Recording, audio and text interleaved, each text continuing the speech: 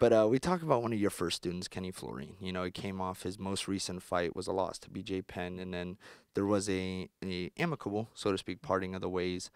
Talk about that a little bit, and then I want to ask you specifically with his game plan. It really seemed like he tried to be GSP in his fight with BJ. The only problem is he's lacking about 20 pounds of muscle that GSP had to implement that game plan. So, again, talk about how that relationship is now. You know, there's some time has passed, and then specifically what you would have done if you were still the lead for that fight. Sure. You know, first and foremost, Kenny is still very, very close to me, very close to my family. Kenny was my first, so to say. And, you know, you never forget your first. You know, it's important for me to respect and remember where I came from, and important for him to respect and remember where he came from. And we have and share that mutual respect. You know, first and foremost, we're friends, and then we're teacher-student. And a lot of people misunderstand or misrepresent the fact that I'm Kenny's coach. He was my coach as well. You know, I learned tons of jiu-jitsu from Kenny. I got my purple belt from Kenny, and I had the great pleasure and opportunity of working with him. And, you know, again, you know, he was my first guy. He helped me develop and become the trainer that I am. And, you know, for that, I'm forever grateful. You know, unfortunately, times change, people change. And when you hit the wall and it's time to move on, I think it's refreshing for not only him as a fighter to go to a new place and to get new material, but for me as a coach to reinvigorate myself and work with the next generation of fighters as well. You know, Kenny's a very intelligent fighter inside and outside the ring. And, you know, he saw that, you know, he not necessarily exhausted what me and him did, but, you know,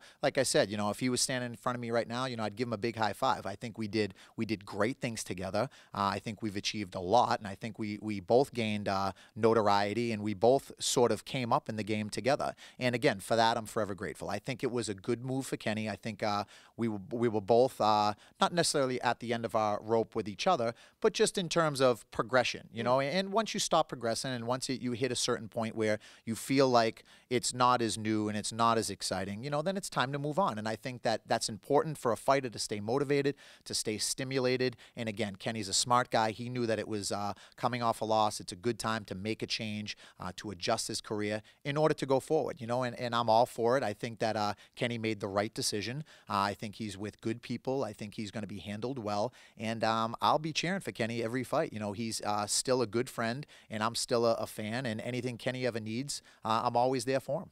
Okay. And again, if in the future, if you have an opponent, or I should say a student that's going to be going up against BJ, what's the Mark DellaGrotte blueprint to beat BJ Penn? Well, the Mark DellaGrotte blueprint to beat anybody pretty much is stay on your feet and make the fight exciting and use your Muay Thai. You know, a lot of people come to me for a striking game plan or to get better or develop their Muay Thai. You know, it really is never my concept or philosophy to out-wrestle anybody or use jiu-jitsu. Again, you know, we can develop a game plan and we can implement strategies to do so. But, you know, I think Kenny obviously would have been probably more successful keeping it at a striking range with BJ using his Muay Thai. But again, you know, it's very easy. We spoke about this after the fight. It's very easy to talk about what you could have done, and it's different from actually being in there, you know. And I think what happened was Kenny had a difficult time finding his range. I think BJ did a great job at controlling range and being able to smother or close the gap and kept Kenny from using his legs. So it was a good game plan and good strategy by BJ Penn, a game plan or a strategy by Kenny that I don't necessarily always agree with. You know, again, you know, I'm not a wrestling coach. It's never my game plan to out-wrestle anybody. So if I could go back and do it again, I think Kenny would probably agree that we probably wouldn't have wrestled as much. You know, a lot of people say that, you know, he went to Montreal and he wants to be GSP, and I don't necessarily believe that to be true. You know, I think Kenny's a smart guy.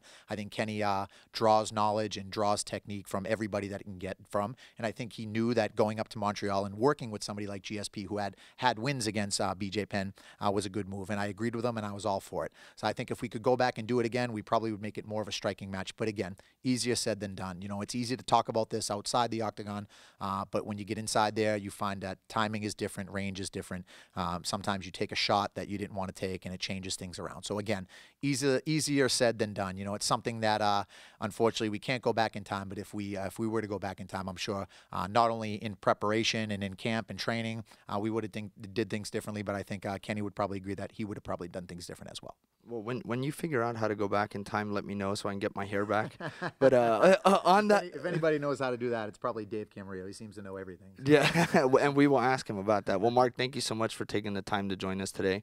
And anybody you want to thank? Anything you need to publicize? I want to thank you first and foremost for giving me the opportunity to do this interview. I also want to thank the fans and thank the people that have truly got behind what we're doing here. You know, again, I have a passion and a spiritual drive to do this forever, regardless of what I make for money. But again, you know, without people like you and without the fans and the viewers turning the TV on and tuning into what we're doing, we really wouldn't be making a living doing this. So for me to be selfish and think that everybody needs me, again, you know, it's selfish. We need the fans. We need the support.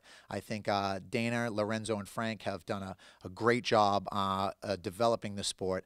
I call it the movement. You know, we have a lot of momentum now.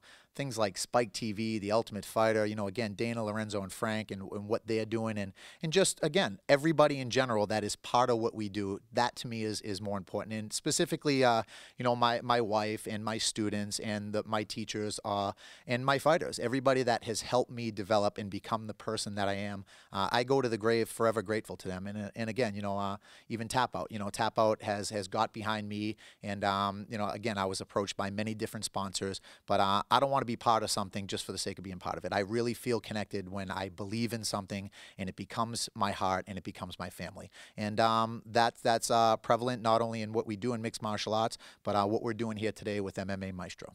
Well, this is Fast Eddie Constantine signing off with the best dressed trainer in mixed martial arts. Thank you, Mark.